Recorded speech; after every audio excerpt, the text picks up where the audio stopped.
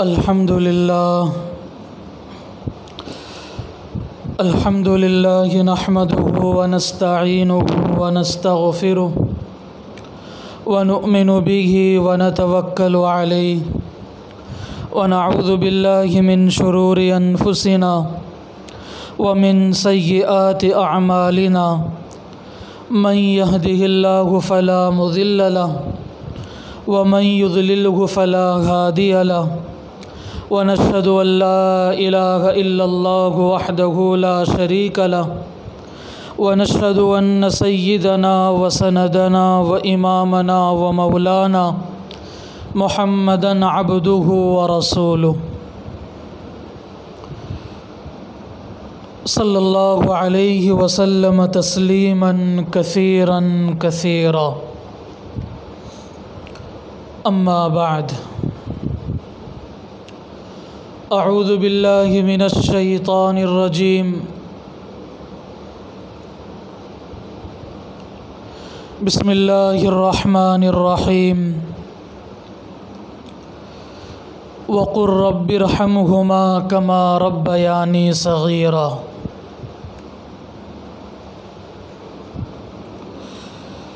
सदक़ल्लाहुल अज़ीम।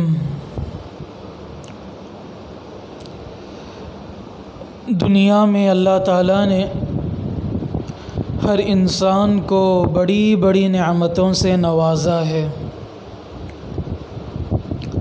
जितनी नेमतें अल्लाह ताला की तरफ़ से बंदे पर होती हैं, उन नेमतों में हर नेमत ऐसी है कि उस नेमत के ख़त्म होने के बाद बंदा दोबारा उस नेमत को हासिल कर सकता है, अल्लाह ताला अगर चाहे तो। लेकिन अल्लाह ताला की बहुत बड़ी नेमतों में दो नेमतें ऐसी हैं, अगर वो नेमत बंदे से छूट जाए, ख़त्म हो जाए, तो दुनिया में उस नेमत को दोबारा हासिल नहीं किया जा सकता। दुनिया का निज़ाम ही ऐसा बनाया गया। और वो दो नेमतें कौन सी हैं? दो नेमतों में एक नेमत माँ है और एक नेमत बाप है। इन दोनों को वालिदैन कहते हैं।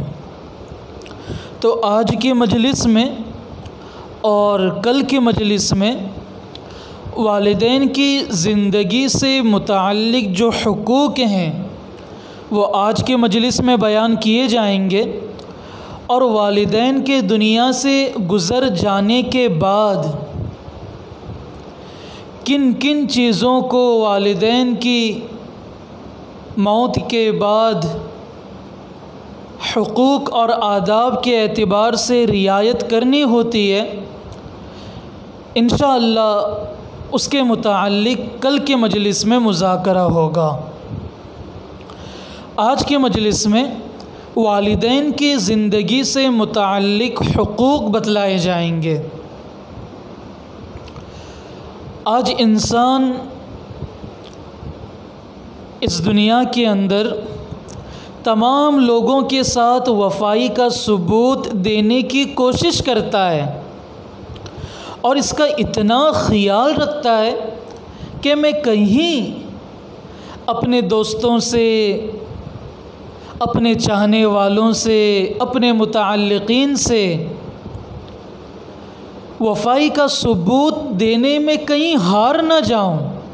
जी, लेकिन अफसोस है, जो सारे दोस्तों को खुश करना चाहता है, सारे चाहने वालों को खुश करता है, अफसोस वो अपने घर में अपने माँ बाप को नाराज़ किए हुए होता है।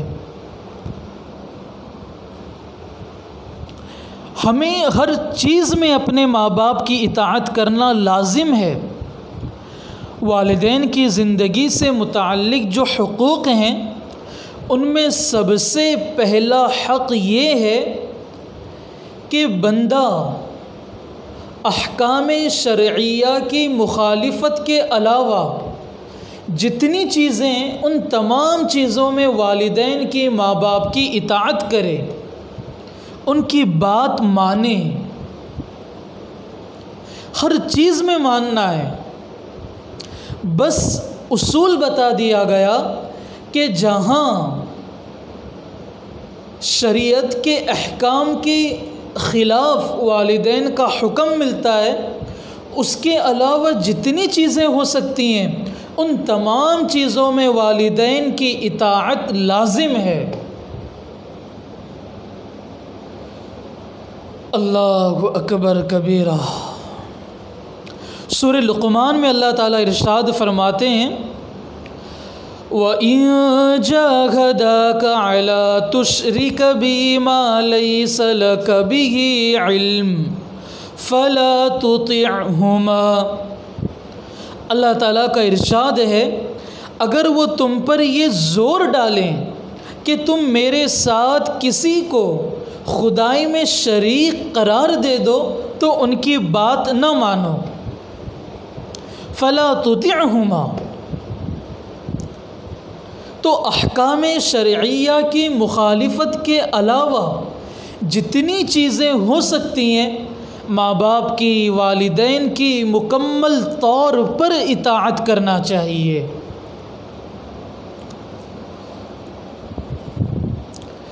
इसी तरह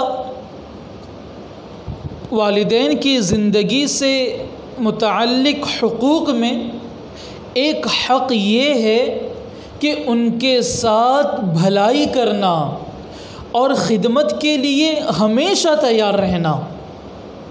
बाज़ लोग ख़िदमत में बहुत सुस्ती करते हैं, बात नहीं मानते, ये चीज़ बहुत बुरी है।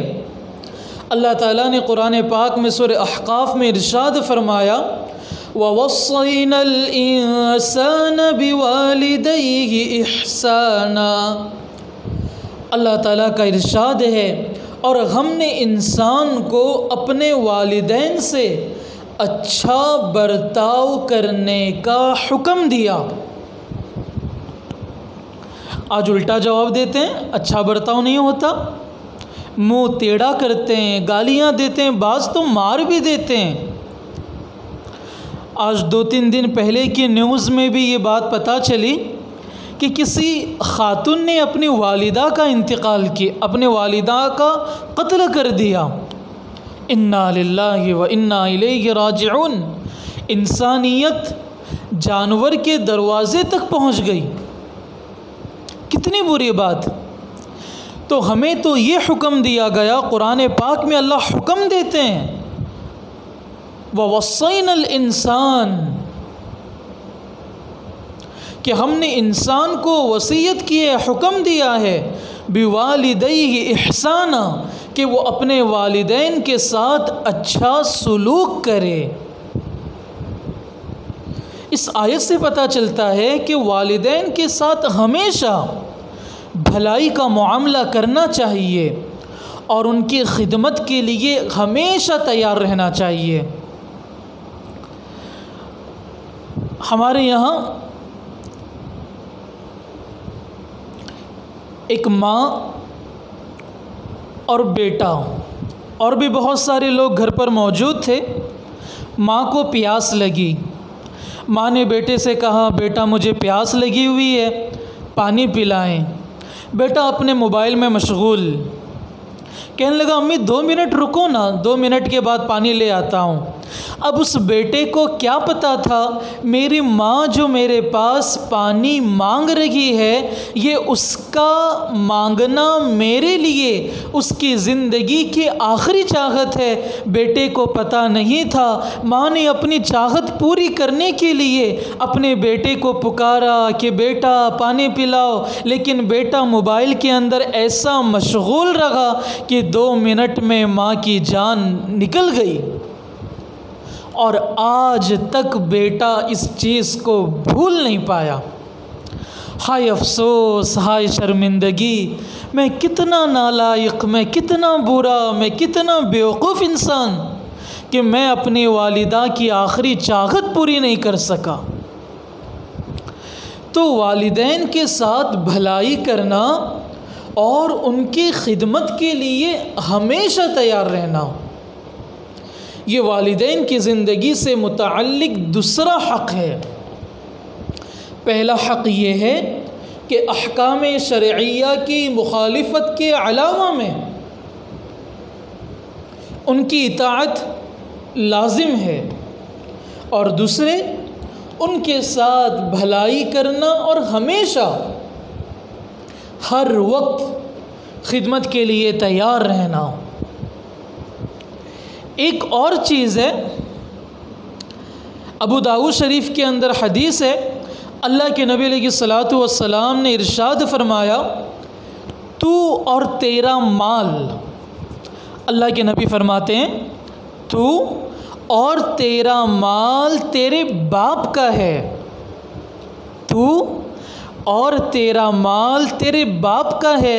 इस हदीस से पता चलता है कि बशर्ते इस्तिताअत जहाँ तक हो सके बच्चों पर लाजिम है कि वो अपनी वालिदा की या अपने बाप की, वालिदैन की मतलूबा चीज़ उन्हें अता करे। माँ बाप की जो चाहत हो, उन्होंने जिस चीज़ का मुतालबा किया हो, बशर्ते इस्तिताअत उसको पूरा करना। जी, अल्लाह के नबी अलैहिस्सलाम का ये फ़रमान जो अबू दाऊद शरीफ के अंदर मौजूद है कि तू और तेरा माल तेरे बाप का है।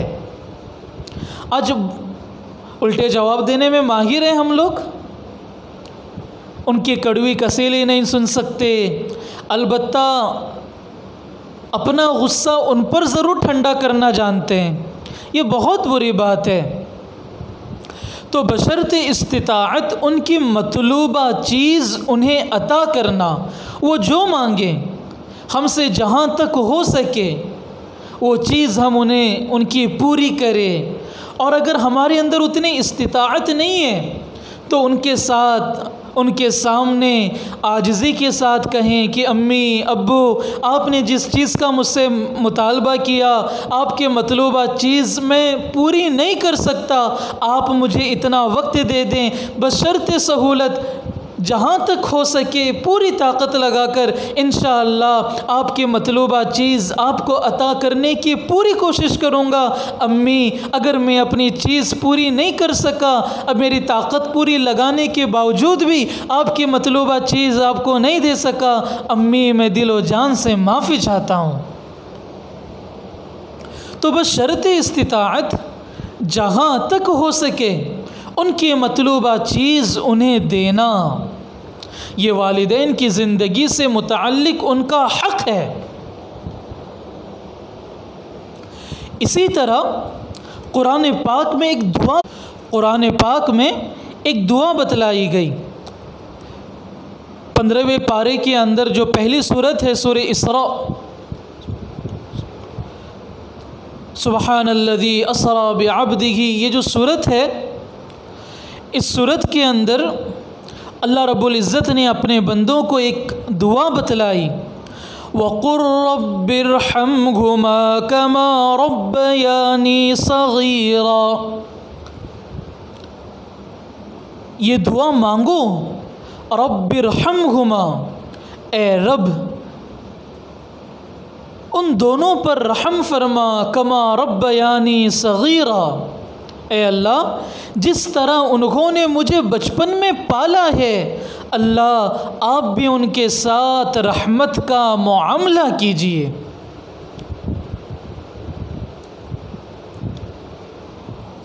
ये दुआ मांगनी चाहिए 24 घंटे में, कम से कम इस दुआ को एक दफ़ा तो पढ़ ही लेना है। जी, इस दुआ की अगर तशरीह करने के लिए जाएं वक्त गुज़र जाएगा। हम छोटे थे, चलना नहीं आता था, हम छोटे थे, बिस्तर पर पेशाब करते थे, माँ की गोद में पेशाब करते थे, लेकिन उन्होंने जिस मोहब्बत के साथ, जिस शफ़क़त के साथ हमें बचपन में पाला है, हम बड़े होकर उन तमाम एहसानात को भूल जाते हैं, फरामोश कर देते हैं। रब्बिरहम्हुमा कमा रब्बयानी सगीरा। ऐ अल्लाह, जिस तरह उन्होंने मेरे बचपन में मुझे पाला, आप भी उनके साथ रहमत का मुआमला कर लीजिए। यहाँ पर गौर करें, अल्लाह ताला ने अपने लिए भी लफ्ज़ इस्तेमाल किया रब। अल्हम्दुलिल्लाहि रब्बिल आलमीन, और इसी से मिलता जुलता लफ्ज़ यहाँ पर भी इस्तेमाल किया, कमा रब्बयानी सगीरा। बिल यकीन दोस्तों, अल्लाह ताला की मोहब्बत का, अल्लाह ताला के पालने का जो अंदाज़ है, अल्लाह ताला ने अपने उस नेमत का, अल्लाह ताला ने एक मुज़ाहरे के तौर पर हमें वालिदैन अता किए। तो ये दुआ का एहतिमाम करना चाहिए। वक़ुर रब्बिरहम्हुमा कमा रब्बयानी सगीरा। ए रब, जैसा उन दोनों ने, मेरी अम्मी ने, मेरे अब्बू ने मुझे बचपन में पाला पोसा, पल पल मेरा ख़्याल रखा, अल्लाह आप भी उन दोनों का वैसा ख़्याल रखें। अल्लाह आप भी उनके साथ रहमत का मामला फ़रमाएँ। अल्लाह उनकी उम्र में बरकतें दें। हमें दुआ मांगनी चाहिए। हम तो दुआएं भी नहीं मांगते हैं ना। रब्बिरहम्हुमा कमा रब्बयानी सगीरा, इस दुआ को याद कर लें। हो सके तो अपने घर पर दीवार पर कहीं पर लटका कर रखें, ताकि चलते फिरते उस दुआ पर नज़र पड़े और पल पल अल्लाह ताला की इस नेमत का हम शुक्र अदा कर सकें और अल्लाह ताला के इस हुक्म को पूरा कर सकें। ये कोई मेरी दरख्वास्त नहीं है आपके सामने, बल्कि ये तो अल्लाह ताला का हुक्म है। वक़ुल, अल्लाह ने कुल कहो हुक्म दिया है। रब्बिरहम्हुमा कमा रब्बयानी सगीरा। अल्लाहु अकबर। इसी तरह दोस्तों, वालिदैन की ज़िंदगी से मुतअल्लिक़ हुकूक़ में एक हक़ ये भी है कि तबलीग़ में या इल्मी सफ़र में, या जो भी सफ़र हो, तबलीगी सफ़र हो, इल्मी सफ़र हो, दीन और दुनिया का जो भी काम हो, हमें चाहिए हम उस चीज़ को पूरा करने से पहले वालिदैन की इजाज़त लें। आज बहुत सारे लोग इसको अहमियत ही नहीं देते। कहीं पर जाना हो जमात वग़ैरह में तो बिल्कुल इजाज़त नहीं लेते, हालांकि इजाज़त ज़रूरी है। अब हदीस सुने, आप अंदाज़ा लगा सकते हैं।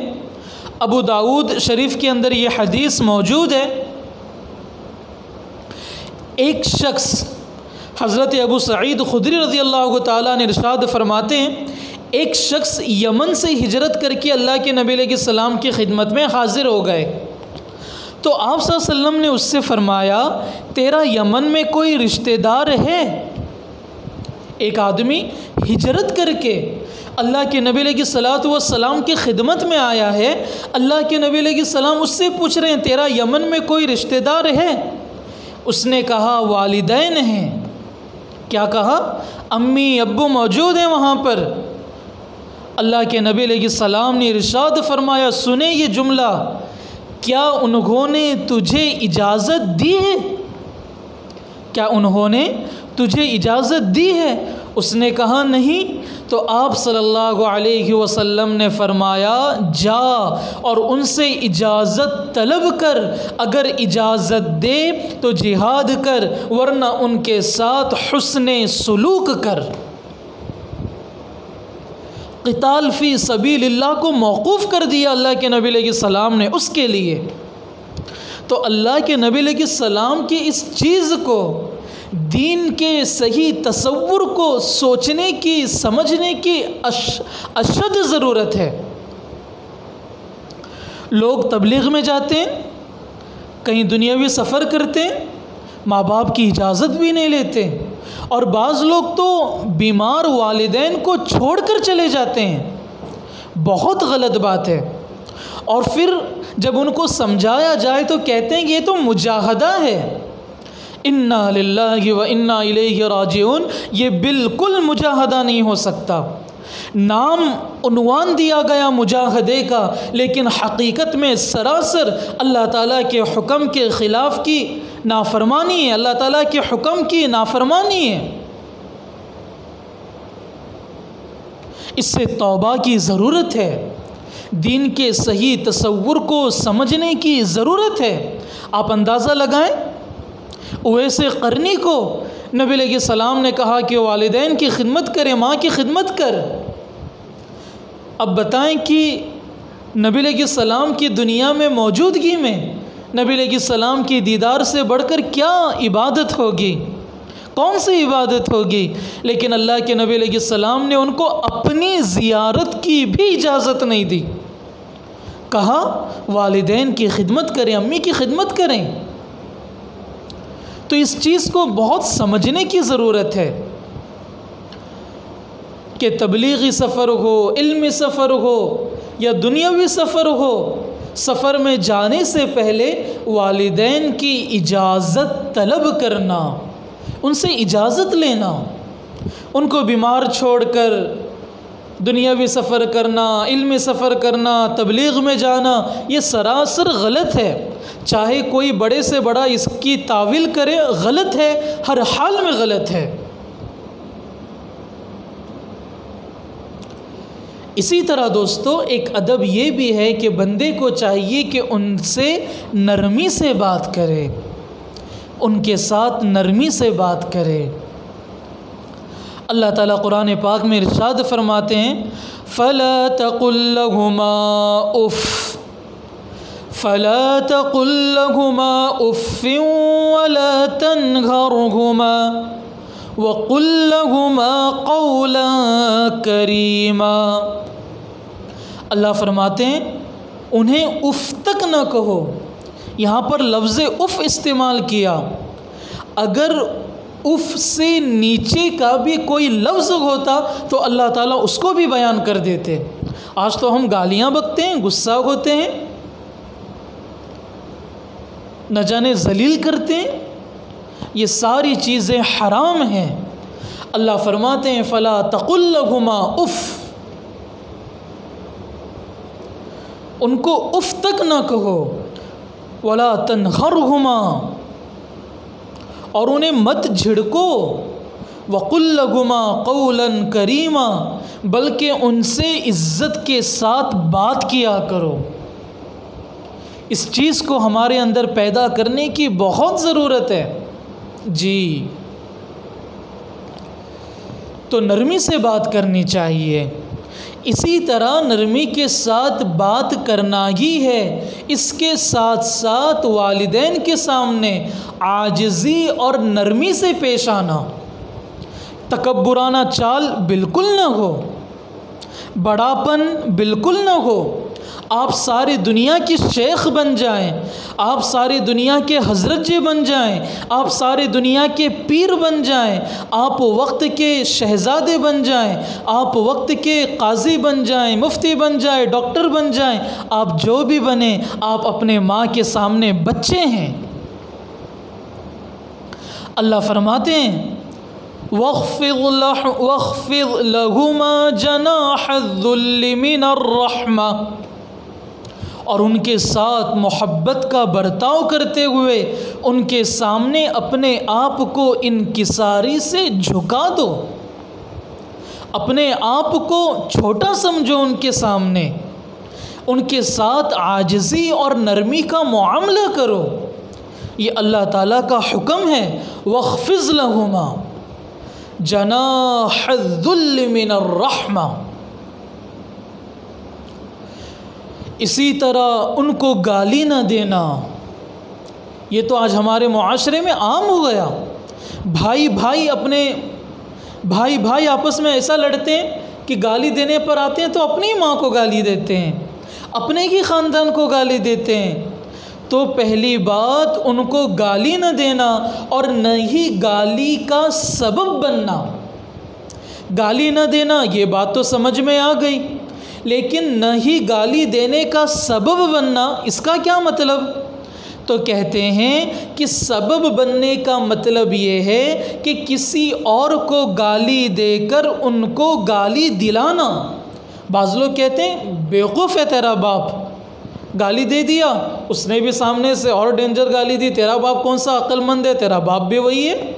मैं तो अक्लमंद और बेवकूफ़ की बात कर रहा हूँ। न जाने लोग कैसे कैसे गालियाँ बक जाते हैं। सिबाबुल मुस्लिम फुसूकुन, अल्लाह के नबी ने फरमाया मुसलमान को गाली देना गुनाह है। हर किसी को इज्जत के साथ पेश आए, अपनी ज़ुबान को नरम बनाएं। आज हमारा मुआशरा नरमी को भूल चुका है। अल्लाह ने सारे जिस्म के अंदर हड्डी रखी है, लेकिन ज़ुबान को बग़ैर हड्डी के पैदा किया। वजह क्या है? ज़ुबान नर्म है, इसको नरमी में इस्तेमाल करें। न वालिदैन को गाली दें, न भाई भाई को गाली दें, न बहन को गाली दें, न पड़ोसी को गाली दें, न अपने बिरादरान वतन को गाली दें। हर किसी के साथ मोहब्बत से पेश आएँ। बतौर ख़ास न वालिदैन को गाली देना है और न ही गाली का सबब बनना है। आज लोग बीवियों को गाली दे जाते हैं, माँ बाप को गाली देते हैं, गुनाह है। सिबाबुल मुस्लिमी फुसूकुन कहा अल्लाह के नबी अलैहिस्सलाम ने। अब हदीस सुने, बुखारी शरीफ के अंदर ये हदीस मौजूद है। अल्लाह के नबी अलैहिस्सलाम ने इरशाद फरमाया, बेशक बड़े बड़े गुनाहों में सबसे बड़ा गुनाह ये है कि आदमी अपने वालिदैन पर लानत करे। पूछा गया, ए अल्लाह के रसूल, आदमी अपने वालिदैन पर कैसे लानत कर सकता है? तो आप सल्लल्लाहु अलैहि वसल्लम ने फरमाया कि किसी के बाप को गाली दे तो वो इसके बाप को गाली देगा, और ये किसी की माँ को गाली देगा तो वो उसकी माँ को गाली देगा। तो अल्लाह के नबी फरमाते हैं ये बड़े गुनाहों में से गुनाह है, लेकिन अफसोस कि इस गुनाह को हम गुनाह समझते ही नहीं। बल्कि हाल ये है, मैंने इस जुमा में भी बयान में कहा, लोग गुनाह को गुनाह समझते ही नहीं। गुनाह लफ्ज़ एक आम हो गया लोगों की निगाहों में। मेरे हज़रत बड़े दर्द के साथ इरशाद फरमाते हैं, अफसोस है कि लोगों के अंदर गुनाह करने के बाद नदामत भी नहीं होती। हमारे हज़रत फरमाते हैं, हज़रत वाला मौलाना शाह सैयद बिलाल हुसैन साहब थानवी दामद बरकातुहुम, कि गुनाह के बाद नदामत होना कि मैंने कुछ गलत किया, अल्लाह की नाफरमानी की, तौबा की तौफीक मिलेगी, तौबा की तौफीक मिलती है। और अगर गुनाह करने के बाद नदामत न होती हो तो दोस्तों बतलाएं, हमारे हज़रत फरमाते हैं कि जब गुनाह करने के बाद नदामत न हो तो उस गुनाह से तौबा की तौफीक भी नहीं मिलती। अल्लाहु अकबर।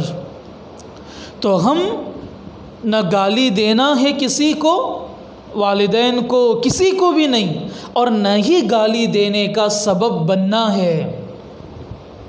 इसी तरह माँ के साथ हुस्न सुलूक को बाप के साथ हुस्न सुलूक पर मुक़द्दम रखना। जी, बाप से ज़्यादा माँ का बड़ा हक़ है बच्चे पर, इसलिए कि माँ की जो क़ुरबानियाँ हैं सारी इंसानियत उसे भुला नहीं सकती। अब हदीस सुने, बुखारी शरीफ के अंदर हदीस मौजूद है। हज़रत अबू हुरैरा रज़ियल्लाहु ताला अन्हु इरशाद फरमाते हैं, एक शख्स ने आप सल्लल्लाहु अलैहि वसल्लम की खिदमत में हाज़िर होकर दरियाफ़्त किया, लोगों में मेरे लिए सबसे ज़्यादा हुस्न सुलूक का हक़दार कौन है? आप सल्लल्लाहु अलैहि वसल्लम ने इरशाद फरमाया, तेरी माँ। उसने कहा, फिर कौन? अल्लाह के नबी ने फरमाया, तेरी माँ। उसने कहा, फिर कौन? अल्लाह के नबी ने फरमाया, तेरी माँ। उसने कहा, फिर कौन? अल्लाह के नबी अलैहिस्सलाम ने फरमाया, तेरा बाप।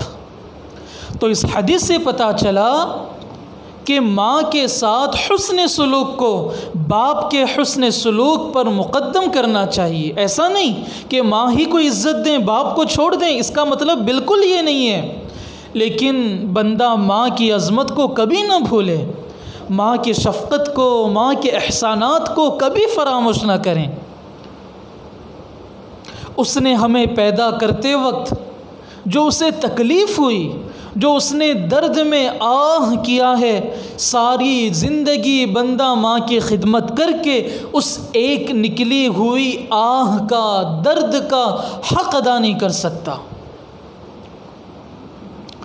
इसी तरह दोस्तों, आम हालात में खिलाने में वालिदैन को औलाद पर मुक़द्दम रखना।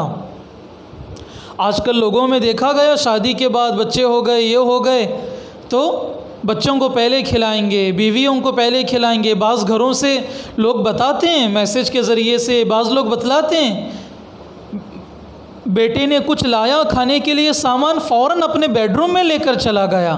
बहुत गलत बात है। खिलाने में वालिदैन को औलाद पर मुक़द्दम रखने का हुक्म दिया गया। अल्लाहु अकबर। हदीस सुने, तिरमिज़ी शरीफ के अंदर मौजूद है।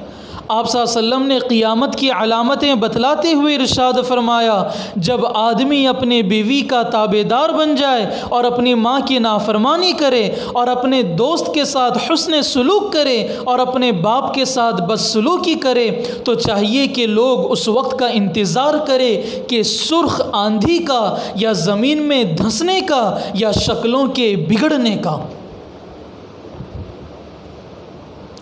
आज यही हाल है।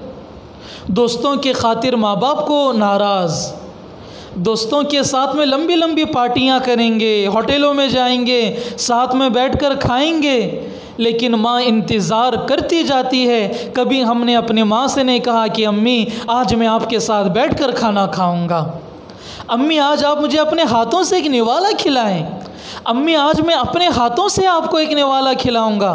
ये कभी नहीं होता, लेकिन दोस्तों को कभी नहीं भूलेंगे। अल्लाह के नबी ने क्या फरमाया, देखिए क़ियामत की निशानी बतलाई जो इस ज़माने में आम है। बाप के साथ बदसलूकी, माँ की नाफरमानी, न जाने क्या क्या। अल्लाह फरमाते हैं सुर्ख आंधी का इंतज़ार करो, ज़मीन में धंसा दिए जाएंगे, शक्लों को बिगाड़ दिया जाएगा, बंदरों में, कुत्तों के और सुवरों के सूरत में बदल दिया जाएगा। अल्लाह हिफाजत फरमाए। इसी तरह बीवी को माँ पर और दोस्तों को बाप पर तरजीह न देना। सही बात है। अल्लाह के नबी अलैहिस्सलाम ने बड़ी अजीब बात इरशाद फरमाई। अल्लाह के नबी ने फरमाया, बेहतरीन नेकी बाप के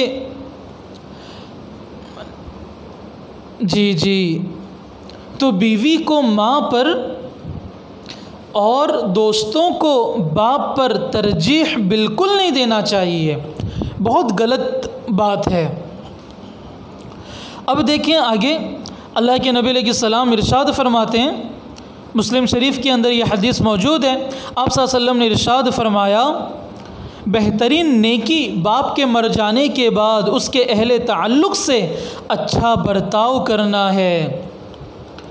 आज दुनिया से वालिद इंतकाल कर जाएं, हम उनके ख़ानदान को भूल जाते हैं। ये बहुत गलत तरीका है। वालिदैन के मुतअल्लिक़ीन के साथ हुस्न सुलूक करके उनको राज़ी करना, ये वालिदैन का हक़ बतलाया गया। जी तो दोस्तों, आज की इस मजलिस में वालिदैन की ज़िंदगी से मुतअल्लिक़ जो हुकूक़ थे, आदाब थे, उनको बयान किया गया। कल की मजलिस में इंशाअल्लाह वालिदैन के मरने के बाद के जो हुकूक़ हैं, आदाब हैं, इंशाअल्लाह कल उनको बयान किया जाएगा। अल्लाह ताला से दुआ है कि अल्लाह ताला हम सब को अपने वालिदैन की सही क़द्रदानी के तौफ़ीक़ अता फ़रमाए। वालिदैन को, सब के वालिदैन को सेहत कामिला, आजिला, दाइमा, मुस्तक़िर्रा, मुस्तमिर्रा नसीब फ़रमाए। जिनके वालिदैन दुनिया से चले गए, अल्लाह उनकी बाल बाल मग़फ़िरत फ़रमाए। व आखिरु दावाना अनिल हम्दुलिल्लाहि रब्बिल आलमीन।